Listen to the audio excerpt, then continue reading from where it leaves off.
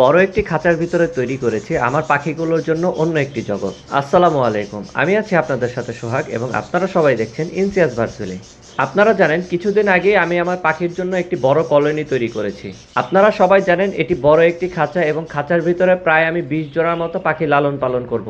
Already আমি এখানে 12 থেকে 13 জোড়া পাখি ছেড়ে দিয়েছি। নতুন নতুন ছাড়ার পরে পাখিগুলো ঠিকঠাক মতো উঠতে পারতো না, তারা এক জায়গায় ঝিম মেরে বসে থাকতো। স্বাভাবিকভাবে এক পরিবেশের থেকে অন্য পরিবেশে গেলে পাখিরা এরকম করবে, এটাই স্বাভাবিক।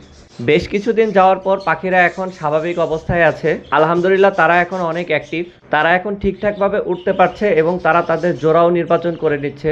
আপনারা এই ভিডিওতে সরাসরি দেখতে পাচ্ছেন আমার পাখিগুলো এখন কি পরিমাণে অ্যাক্টিভ। অলরেডি কয়েকটা পাখি নিজেদের ভিতরে জোড়া নির্বাচন করে নিয়েছে। কলোনির সবচেয়ে বড় উপকার হলো পাখিরা নিজেদের মতো নিজেদের সঙ্গী পছন্দ করে নিতে পারে, তাই তাদের থেকে খুব ভালো রেজাল্ট পাওয়া যায়।